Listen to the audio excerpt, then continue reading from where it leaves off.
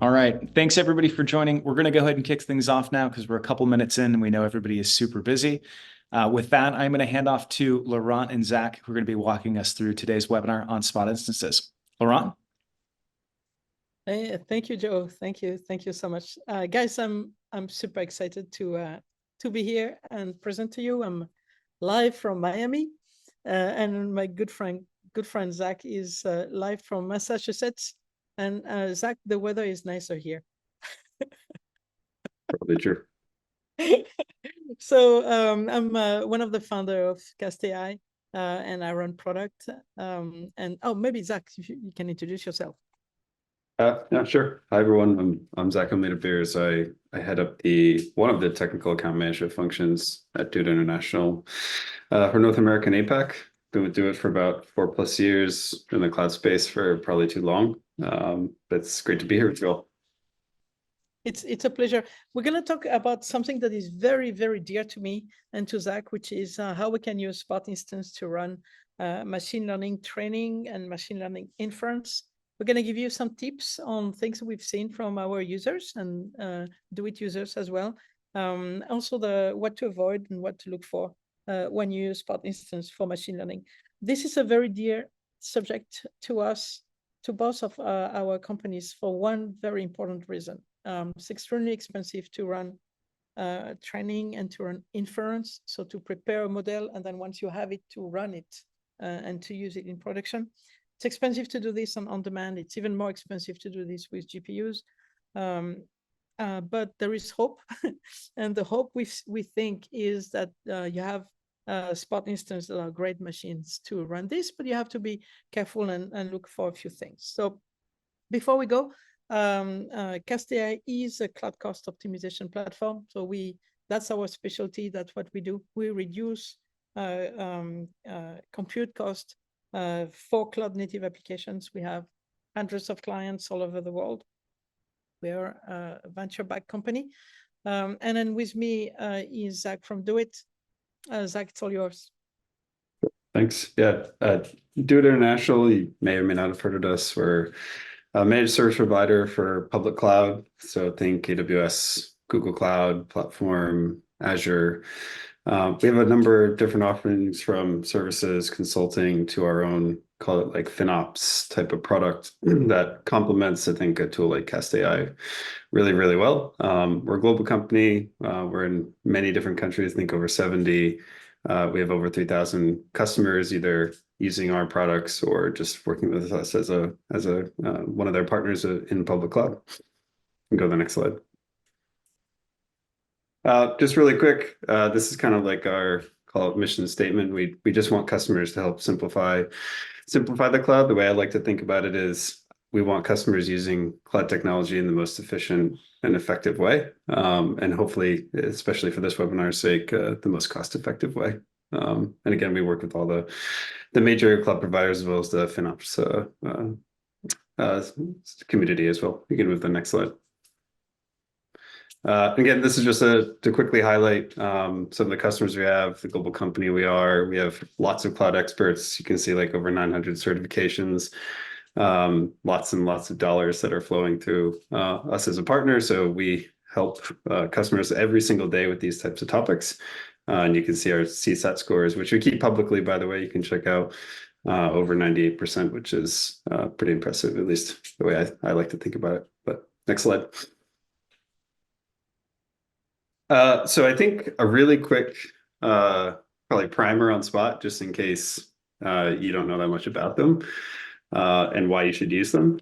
So Spot instances, as again, you may or may not know, are basically the cheapest compute option you can find on for any cloud provider. And running on-demand instances can obviously be relatively expensive. So typically speaking, depending on the platform, you can see somewhere between 70 to 80% savings.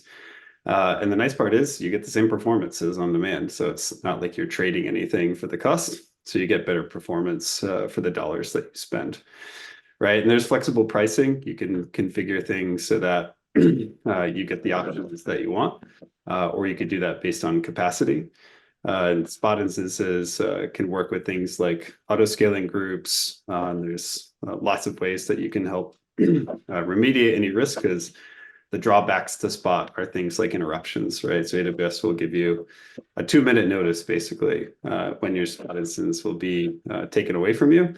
And this is where I think a lot of the key things about this webinar will kind of come into light for this particular type of workload. So at a very high level, critical workloads should definitely, you should definitely take your time and plan things out, because it can be unpredictable if you don't have things automated or planned well. That slide's actually for the customer case, so you can move on. We'll come back to it. All right. Thank you, Zach. So Zach already gave you the introduction of Spot instance. We love them. They're cheap. They're inexpensive. They have interruptions. Sometimes they are non-available. And then when you have them, it depends on the cloud provider, AWS in particular, there is a price drift, and the price drift is real, and I will show it to you in a second. Why is are these good fit for ML workload? Well, they have challenges. So the biggest one is the interruption, the second bullet points.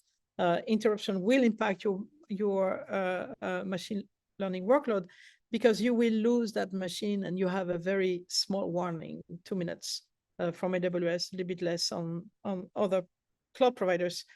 And then when they're not interrupted, but the supply is scarce, so you have scarcity of inventory, it means that the price goes up. So you have them in your account, but they have no fixed price. The price will fluctuate. And at some point, it even sometimes reach the cost of a brand new on-demand machine. So it's tricky to use because of the interruption, especially when you have long workload that needs hours and hours to run on GPUs. You don't want to restart from the very beginning when they are interrupted. So these are the challenges you have to be very careful with when you use them. So the price is great, except when the price move up. And discount is great, except when you have too many interruptions. And we're going to show you a few things like this. How we can help with this. So we worked a lot on this topic almost since the beginning of the company. We started in 2020. So we saw the evolution of spot market and of GPU or GPU use. And we are ourselves user, and I know that DoiT is a heavy user as well of machine learning and LLM. So we built a few things. One is, and I'll show it to you in a second. One is the interruption can actually be predicted. There's a very interesting study that we did in the beginning. We did this in the labs, and we actually now made it the product, where there are a lot of weak signals that tells you or give you a good idea of the stress of a spot market. And in particular, it's good enough to give you an interruption window. And our interruption window is between 2 hours and 10 minutes. And you have to compare this with the 2 minutes that AWS is giving you. So we are able, with some smart techniques and looking at these weak signals that come from AWS on almost all regions all over the world. And by combining these weak signals and putting this into an AI engine, it does bring a great amount of prediction to it. And the second thing that we do, and we recommend to our users, and we do this automatically, is a diversity of instances. Diversity means you don't want to have always the same family of spot. It's great you have more than one, because if one is interrupted, you still have the other two. Well, guess what? That doesn't work well when you are looking for a particular GPU. But it's still something we recommend. The most important of this phrase is the geographic diversity, more than the diversity of instances for GPU, just because it's easier to make. Zach, I think you have a good example of prediction. Yeah, so again, naturally kind of working with lots and lots of customers using cloud. This is many years ago, and not specific to AWS, but actually on Google. Many customers were asking us how to predict these things at the time. So we did a ton of testing with Google's and some of AWS's too. Their spot instances, when they might get preempted or taken away from you, because all these things work very differently.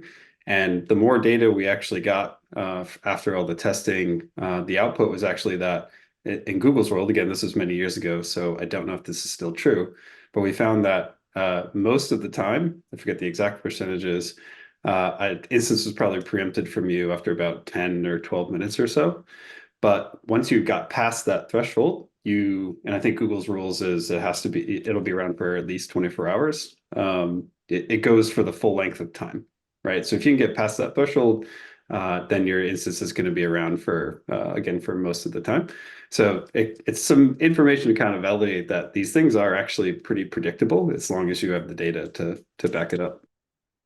Exactly, and by the way, it still is on Google one of the main elements that feed the prediction. If you have the longest you have them on Google, at least for the short term, is usually a good prediction of how long you will have them at the end. So on Google is still accurate, but this is actually I couldn't show too many of the feature names, but these actually are the list of features. Well, I can't read them, but this is to show there are many of them. And there are many, I call them weak signals that we capture from AWS, Google, and Azure. And you see some of these signals are stronger than others. I'll give you a hint of that. Well, one of the hints is what you just said, Zach, is how long have you have it and whether it's stable. But there are many others, such as if there is pressure of one type of processor in one availability zone, then it's likely that all the machines that use the same processor are probably going to be under stress. It doesn't mean it's always the case, but it is one of the weak signals that feed an AI engine that give you that prediction. Now, the good thing with this prediction is because they give you a window of 2 hours to 10 minutes, it's more than enough. It gives you more than enough time, or give the application more than enough time to replace those spot instances before they disappear. And so that's where automation comes in, and that's one of the things that we do is we constantly look at the spot market all over the world, and we preempt, so we interrupt artificially those spot of our users, because we know that by doing this carefully and quietly, it gives enough time for the containers, for the workloads to move around to the new available spot. So this is very useful to prevent interruption that you didn't expect, because now they are all expected, and therefore you can do it carefully in your own choosing, depending on the kind of workload that runs on all these spot instances. That's very, very useful. It's probably one of the most popular feature that customer activate or users activate when they use us, is that spot prediction. And then I'm going to show you an example of it, and it's actually on our website. So I'll show it to you directly on the website. This is, so we're publishing, it's a very interesting type of data. This is a spot availability map. That's for GCP, but you can look, let's look for AWS. And it tells you where are the area of pressure by region. So you see here, typically Frankfurt is always the case. Frankfurt has a high pressure but you see the high pressure is mostly on 1C, which is 1AZ of AWS in Frankfurt, but 1B and 1A are not too bad. Typically new regions have less pressure than old regions. So I think this one is Milan, which have virtually no interruption right now, or no pressure on spot. We can change this by capacity or spot price. And then usually US East and US West are often under pressure. The good thing with US East, and you have a lot of AZ, so you can select one that is less busy than others.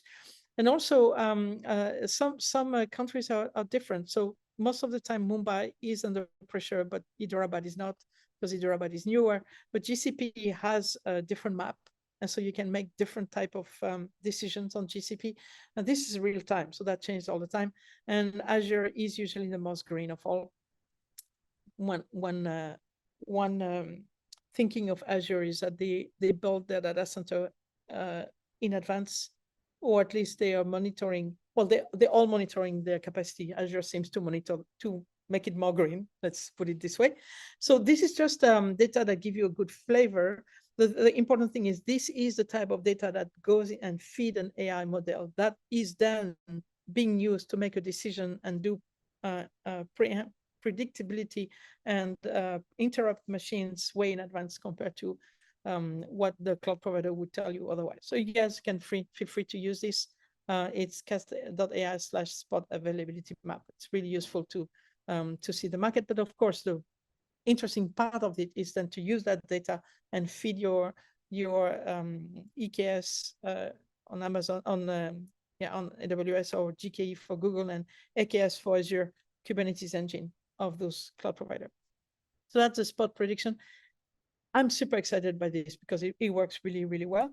But there are other things that we detect, and in particular the price drift. So the movement of spot instance and how the price changed over time. So this one here is as of yesterday, and this is the study of the whole month of April. And this is the price drift of 3 important machines in machine learning. INF1, which is for inference. This is Amazon. INF2, which is the newest version of inference CPU by AWS. And then the P4D, which is a GPU side. So you can see, when you see here, this is a bit misleading. The price doesn't change much. I mean, it goes, even for the P4D, it goes from 17.3 to 17.8. Yes, it's increasing. I would expect that, but it doesn't increase that much. This is the average spot price of these 3 machines in US East on AWS. The same for INF2, it's relatively stable, and INF1 is relatively stable. Okay, so that's what people feel, or we feel, is a great pricing on AWS for 3 interesting machines for machine learning. But this doesn't tell you the story. This is an average, or a mean, sorry. If you start to look at each AZ and you take the minimum price on each AZ, then that is now much more interesting. So here is what it looks like. The same 3 machines. Now you see the price is very different. The INF2 is moving. So remember, this is the lowest cost INF2 spot instance in US East across all the 5 or 6 AZ that AWS have on US East. The price now is moving from 0.54 to 0.63. This is like almost 10% move. Actually, no, it's more. It's 20% move. 10 points, 20% move.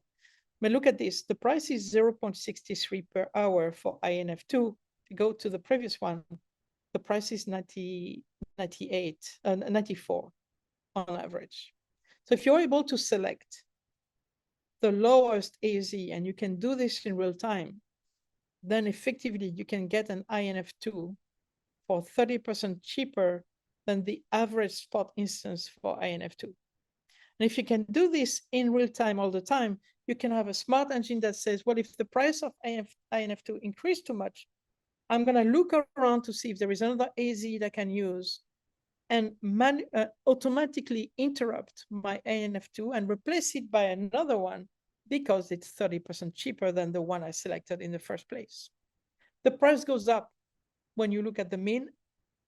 It's because there is more and more pressure to find these machines, but they are still a lot cheaper than using on demand for those machines. And they're about the same price as a pay in advance 3 years reserve instance, except you don't need to pay it in advance and you don't need to commit for 3 years to use it. It's the same for the P4, the expensive P4, and also look at the price. The lowest price of a P4 across AZ in US East moved from $4.2 to $5.2. It's also a large price increase, but if you look at the mean, it's 17. Oh, that's 4 times. So if you're able to automatically select the lowest cost spot and use some automation that always look and select the lowest cost spot instance of a P4D, which is a mega machine with a huge GPU inside, then you effectively are going to spend 3 times less than not using automation to select those spot instance. That is a massive impact in how you select spot instance, and it starts to make a lot of sense because now a spot price cannot compete anymore with a reserve instance of the same machine, even if it's for 3 years and even if you prepay for it. That's why I love spot instance. The last thing I want to show you guys is the INF1. Yeah, it's a previous generation. Guess what? It's a fantastic machine. And the price is going down. And that's the only one where the price is going down. And if you don't use automation that scan these things, you will never know that, in fact, INF1 is actually a great machine. It's not as good as a CPU or TPU of an INF2, but it may be good enough for what you do. You see why using Spot Instance gets exciting now. It's not just, hey, I'm going to use it because it seems right and inexpensive to run my machine learning workload. It is also that I'm going to use some automation that will constantly look at the market, find out whether they will be interrupted or not in advance if I can, and then constantly look across all AZs or even sometimes across regions that are very close to each other, because it matters. And if you use P4D and you're in US East, you can probably reduce your spot price by 3x just by looking at the right AZ. You can do this with automation. That's what we do. We can do it yourself also. But that's the beauty of looking at the market for Spot Instance. The end result is kind of spectacular. So I'm going to show you two examples. One training exercise from one of our users, and one inference. Sorry, no, they're both training. So one large training that use a huge amount of compute, and the other one is a fine tuning that use less amount of compute, but it's also for training. These are real examples from real users. I will show you one that is not optimized, and then I will show you one that is optimized. So this one is not optimized. This is typical of training. It's hectic because the user did a lot of restart on this one. The blue line is the amount of CPU and GPU. It's a combination of both. CPU and GPU that is in the account. So that's what they pay. The blue line is what they pay. The yellow line is what our AI engine identified they need. The difference between blue and yellow is going to be your waste. So if you don't use automation and you do it yourself, and you try to manage Spot Instance yourself, and you try to manage provisioning yourself, that is usually what you get. It is not because, let's say, the cloud provider prevent you to do a good job. It's because it's very, very hard to do it by hand. And you can tell this is exactly it. This is a screenshot. It's not what we think it is. It is what the user has experienced over a few hours in trying to fine tune, their workload. This is, yeah. Now I'm going to show you the same thing for fine tuning, but now it's optimized. The difference is, well, the blue line and the yellow line of following each other. That's what you want. That's where you know that whatever you use is what you need. Nothing less. So you see the blue is above the yellow, therefore you provision enough for what you need, but you don't provision too much of what you need. Then in a few minutes, I'll show you the same thing with a spot interruption and the impact spot interruption had on these users. It's coming just after 6 a.m. local time. I'll show you now. And this is where automation was the most useful. So before showing you the result, two important factor to remember. One is there are two use of ML. One is the inference, and the other one is training. Inference means you already trained the engine, and you are feeding questions and you're getting answers. So if you put this into the LLM concept and you're on ChatGPT, ChatGPT has already been trained. You type your question, you press enter. It's called inference. You're asking the AI model to give you an answer based on the input.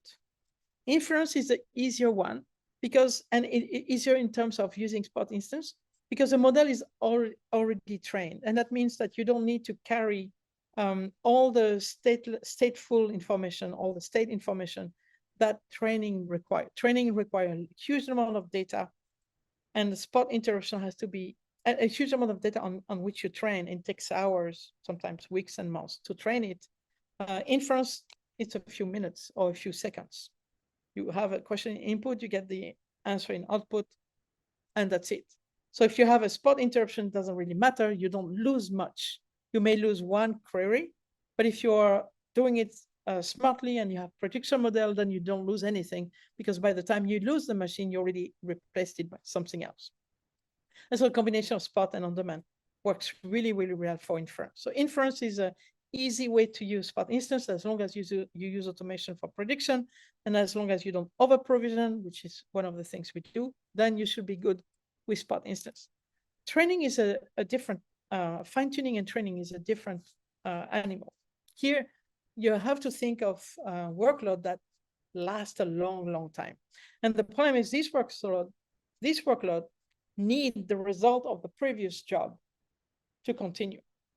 And so the issue with interruption here is if you have a 1 week long job and day number 6, you lose all your machines, even though you have prediction and for some reason you lose them, then you have to restart the whole week. And that is a big no in our world. We advise our users to use a lot of checkpoint. It's not a big investment if you think of building this model, and many of models and tools allows for checkpoint. But the idea of checkpoint is you save the state of training at intervals. Let's say every 5 minutes, every 10 minutes, sometimes every 1 hour. And so if you have an interruption, you don't restart from the beginning. You restart from the last checkpoint. So if you build your fine-tuning and training and have the check, and you build this with a checkpointing or checkpoint in mind, then spot instance is great, because it's going to reduce your cost of doing training by an order of magnitude, and it will impact almost nothing into the time it takes to process the model or to build the model or to do fine-tuning. That is why checkpointing or checkpoint is a great necessity and a great help. And it's, believe me, it is worth doing it because your cost to train will be reduced by 80%, which is the spot price difference over on demand, or more sometimes. And if you use automation on top of it, you're always guaranteed that the spot you use is always the lowest spot available in your regions, and that is so important for GPUs. So inference is simple. Use spot, you have prediction analysis, that's great. Fine-tuning and training, use checkpointing or checkpoints, and then you will enjoy doing training at a low cost. I have an example of this, and the example is here. So remember this example where this was optimized.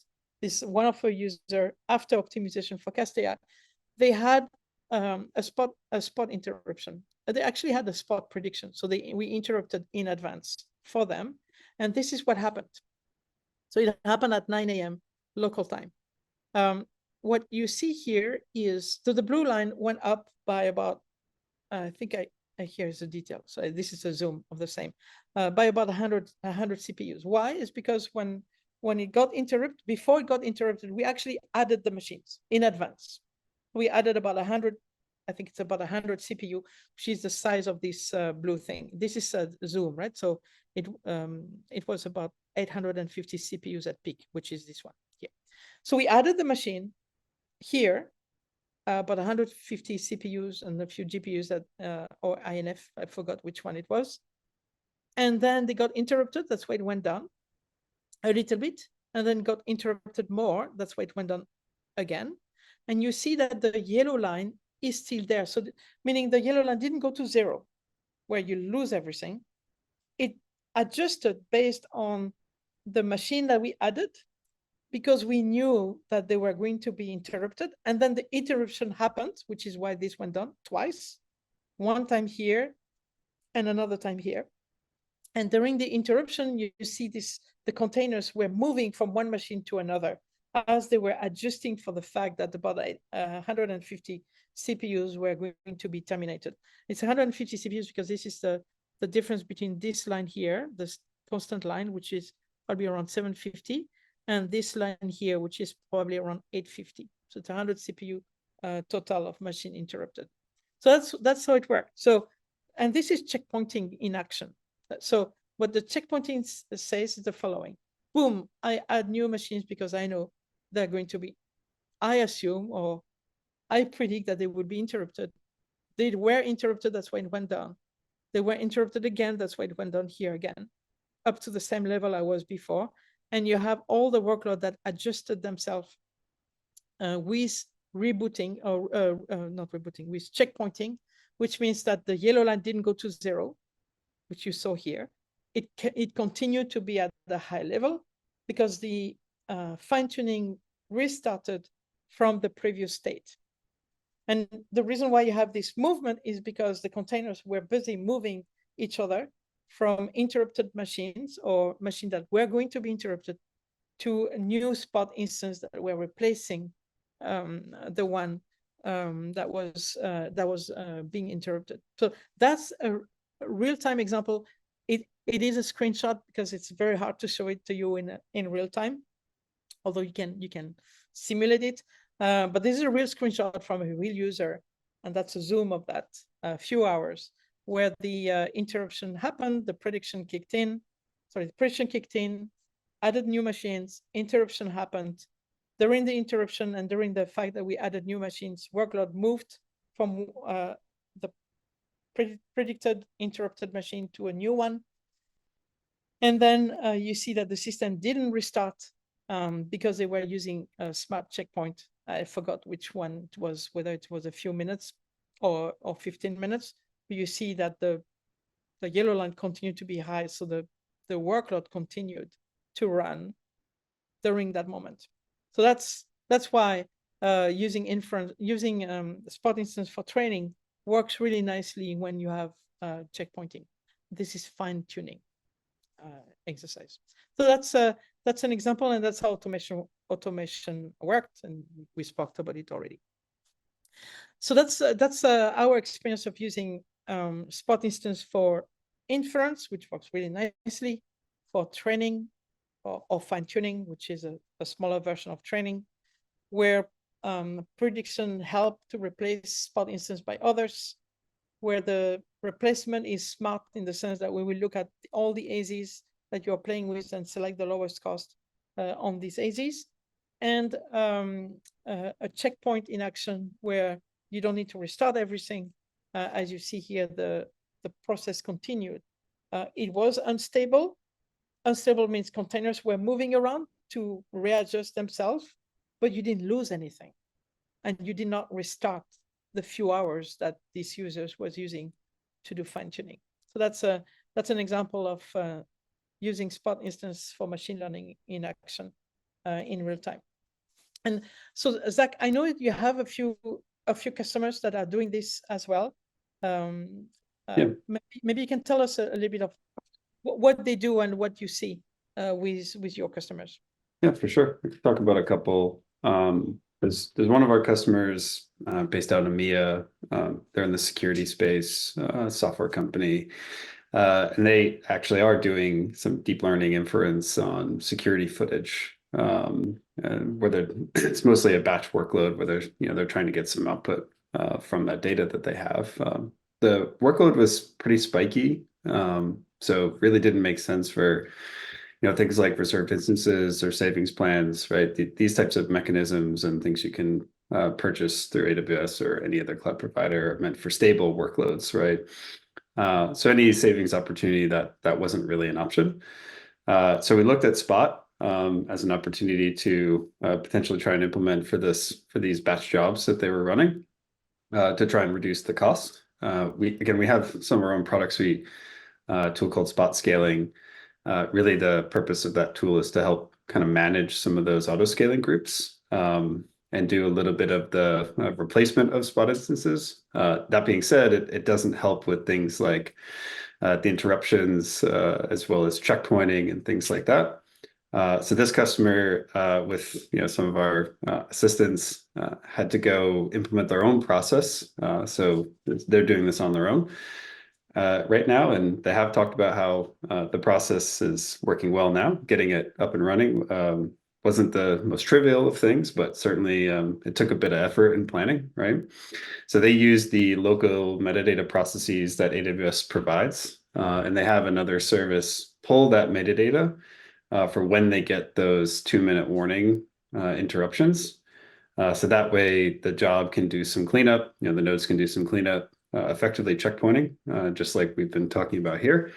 So all that data is stored somewhere, because and all the compute is ephemeral. So that way, when the job needs to pick it back up when they've got a spot instance, it can start right where it left off, and they don't have to waste money on reprocessing, the data that they've already processed, right? So effectively starting where they left off. This customer implementing some of these processes and using our products as well as our guidance saved about 50% to 60% on their compute bill alone. Again, not their total bill. That's probably was closer to like 15 to 20% or so. Just by implementing spot instances, not for this workload, but a fair amount of other workloads. So things to keep in mind in terms of the types of advantages you can get from using Spot if you're willing to put in the time and effort. We have one other customer who's also in the security space that I don't have as many data points here, but it's good to know. They for their web serving application, they use Kubernetes. So they're using a lot of ephemeral compute underneath the hood, and 80% of their production workload is actually running on Spot or preemptible type machines. And it's almost like I could probably go calculate it, but it's almost incalculable how much money they've saved just by implementing those right processes up front versus using something like on demand. They do use a bit of call it mixed workloads for reliability. So they mix on demand and spot instances like what was suggested before, if you're really concerned about the risk there. But it's a really good case of using spot instances, even in a production case where the customer is saving quite a bit of money using these products. But those are the examples I have. Hopefully they're helpful and useful. It's like, do you see are customers reluctant to use Spot of a reserve instance or savings plan for AWS than the other providers have?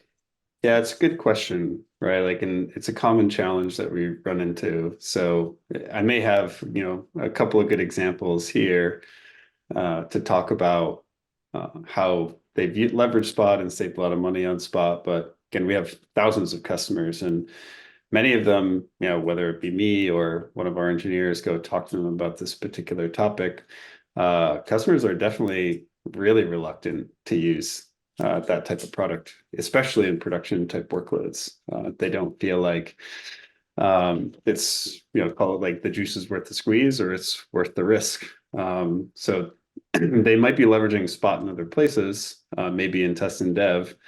But for production type workloads where they're really going to get the most bang for their buck, but are concerned about, their application being down or a Spot instance being preempted, many customers see that as too much of a risk to take on, even if there's savings involved. So my general guidance there is you really need to probably analyze what's actually the situation is in terms of, well, if we were to implement Spot even on a handful of workloads, what would the outcome of that be, right? What will we save, and can we put the right processes in place? So it does require a bit of work and planning, and I think that's the stigma that a lot of folks have to overcome. Like, oh, it's just easier to say it's too risky. So my suggestion would be is you start in the easy places, because we also have customers who aren't using Spot in really low risk environments like test and dev. And that's just a matter of practice, right? Getting the right practices in place, having the right culture in your engineering as well as your business teams to make sure that you're going forward and actually using the right product for the right workload. But it's definitely a challenge that we see. But since we have a lot of these conversations with customers a lot. Yep, Zach, thank you. We have the exact same experience. So we often talk to users that are not have not tried or they tried but were not that excited by a Spot instance, especially because of the interruption side. And then usually when we show them how with a little bit of automation you on our platform, you're able to select the lowest cost machine, and you kind of manage the cycle, right? So we know it's predicted, we replace it before it disappears, and that way containers move smoothly between them. The one thing that is very interesting is we don't have one client that is not using Spot in production today. But I can tell you it's never the case the first 3 months. And it's what you said, right? They always do that in staging and development. And then they get comfortable with it and they say, oh, that works. And so we have one client in, I think they're in Silicon Valley. It's a unicorn marketing tech company, huge users. I mean, we're talking of tens of thousands of CPUs and GPUs on their account. And they are 80% Spot in production now. I mean, they went from 0 to 80% of their workload using Spot because of that automation. So same experience that you have, Zach, on our side. There's a few questions in the chat. There's one from Sagar. He's asking, can we consume the data? Can we consume the data from the map? So you're talking of the availability map that I showed you earlier via API. The answer is yes, but you have to be a user of CastAI. And so think about this as we're using the availability map to feed our AI engine that is doing the prediction analysis. And yes, this data is available if you are using our platform. And so you can talk to us offline about this. Another question from you: moving the containers still restart the process? How was the state maintained during this interruption? Absolutely, it does restart, but the point of the checkpoint is you don't restart from the beginning, you restart from the last checkpoint. And that's the whole idea of checkpointing. And usually you maintain the data outside, or you are careful of where the data is maintained. So when the interruption happens, your data is still around. So that's how that works. That's how checkpointing works in that case. There's another question from a customer. Do either of your customers use Spot and Reserve instance at the same time? Zach, do you have some of those? Yeah, that's a great question. I think, I mean, that's my ideal state, especially if you have consistent workloads as well as more spiky, less consistent workloads. But yeah, there's hundreds and hundreds of customers of ours that leverage both of those products in many different ways. Again, like if I were to come back to some of the basics, there is you need to think about a workload or an application you know is going to be on all the time. Probably not a good idea for Spot, at least up front, just depending on what services you're using and how you've deployed it, right? But if we think of it, the example of you run some legacy application, it serves web traffic, it's going to be up all the time, probably a good candidate for reserved instances and savings plans. And really, the rest of it just depends on your risk tolerance, right? How long do you want to commit for? Versus, something that, again, like batch workloads or again, like spiky workloads or ephemeral workloads, really good examples for Spot instances. And many customers try and leverage them where they can, again, up to kind of their risk tolerance for those things. But it's definitely the case. I think many customers are doing exactly that. Yep, I have the exact same example. So I think of this as typically an application on the cloud is always linked one way or another to human activity. So let's say you are a bank and you have users using your banking applications. Well, guess what? At night, they're all sleeping. So you have this pattern where in the night, you have probably low usage. So you don't need that much compute to run your apps because there are not that many users. Then goes up during the morning. Sometimes there's a dip at lunch and goes up again in the early evening, and then it goes back down because your users go back to sleep. You can think of this as almost any activity. If you're a cybersecurity company, it's going to be the same thing. If you're monitoring anomalies on a banking application, then you'll have the same low, high, low. Is always like that over 24 hours. What we show to users is usually you take the low, which is most of the time at night, and you safely say, well, if I always need that amount anyway to run. that's your lowest CPU utilization for over 24 hours. It's a great way to know, oh, this you can safely use reserve instance because you can commit at least to 1 year because you know that you need that anyway to run. So that's your minimum requirement. And you don't look at what you think you need. Look at the real CPU utilization, the real one, not the estimated one. And you size your commitment based on this.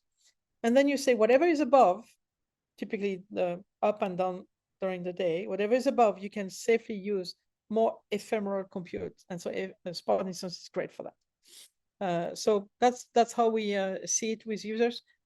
Take the low of the day, but the real one, the real utilization, the measured utilization of your machines, you make this your base savings plan or reserve instance. And whatever is above, you play with the pricing arbitrage and ephemeral compute Spot instance, because that's why we like these machines. You do that automatically, then you're always optimized, and you always have the best combination of these two things. The nice thing is you don't need to commit. Yes. Quick question for you. We haven't gotten this question yet in the chat, but this is a question that I've gotten multiple times from our customers, and I'd be interested in both your perspective given the conversation. Zach, you'd mentioned that you have a lot of your clients who aren't using Spot instances, and there are specific perceptions that exist that prevent them from wanting to leverage them. Laurent, you've said the same thing in terms of companies that we started working with. Do either of you have suggestions on ways that you can get leaders over the hump and actually open to using Spot instances? Are there any things that you've seen particularly effective? Zach? I can go first, yeah. Well, I think one of the biggest challenges is time, right? And we have some customers who, even some public case studies too, where they prioritize things like delivery, right? Let's just get products and features out the door, right? Because maybe you're, depending on your business status, right? You're fast moving, you're trying to, close deals and make money, get more VC funding, whatever it might be, right? So it just depends on what you prioritize. And if you don't have the time to go do these things, it makes it really hard to implement, right? So what the best thing that I can say, and I probably said it earlier, but I'll say it again, is you have to have some dedicated practice to this internally and start to plan for it, right? If it's not a topic of interest or concern, it's never going to come up in the first place, right? These are just some basic ideas of like FinOps practices within your company. You may have a dedicated role for that. You may have a group of people who kind of triage those topics. That's the best way to make it actually visible.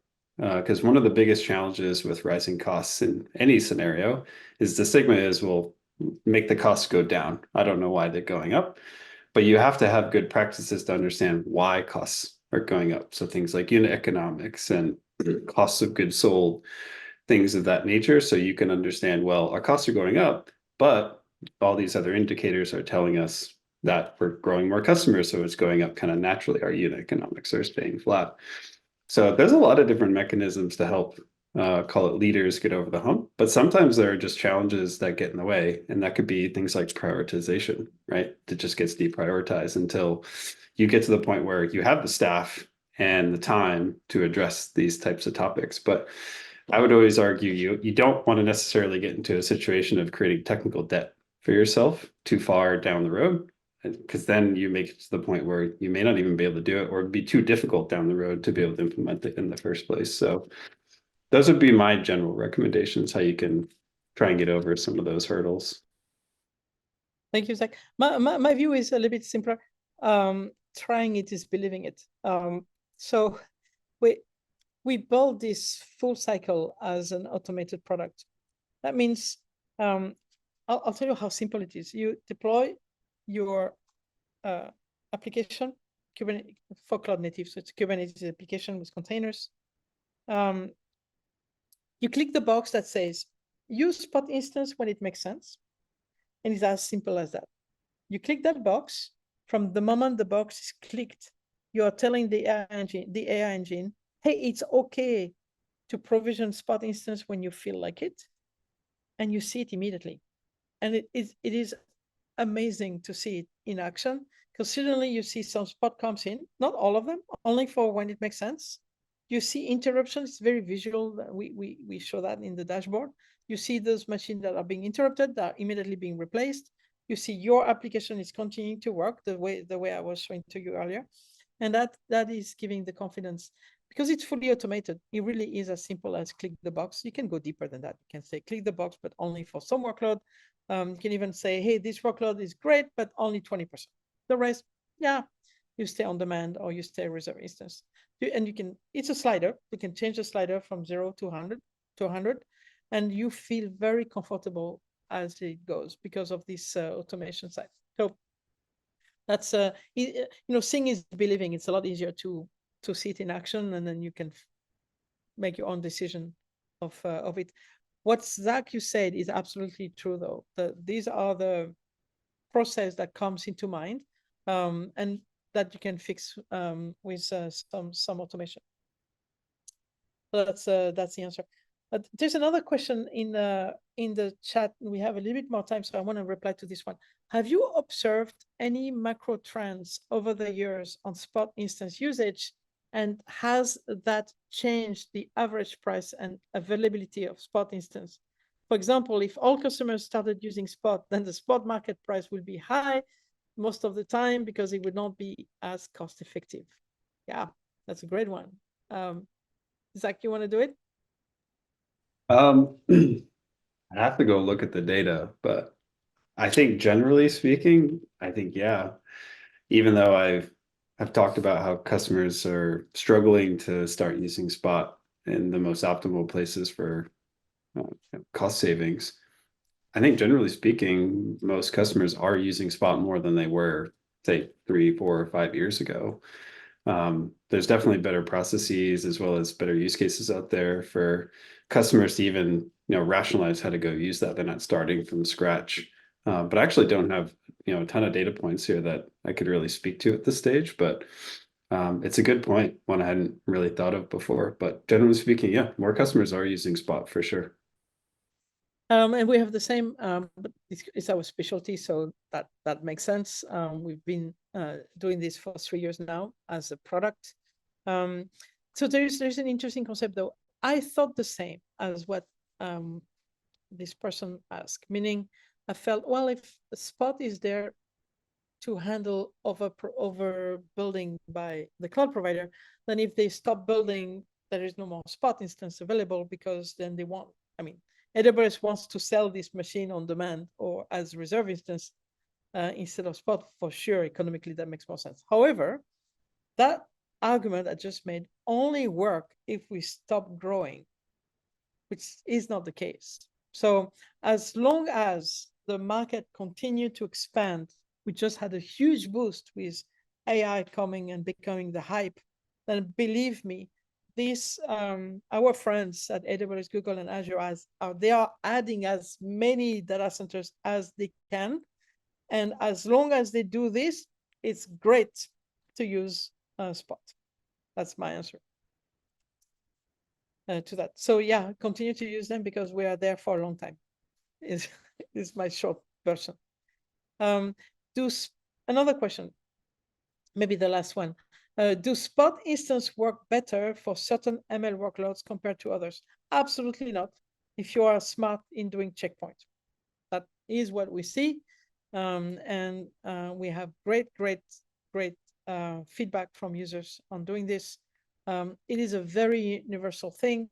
Remember that if you can negate the interruption by prediction, then you can, and you do checkpoint, a smart checkpoint at regular interval, then it doesn't matter really. And see compute as commodity because it is that. As long as you automate that process, then there's not much difference in my mind.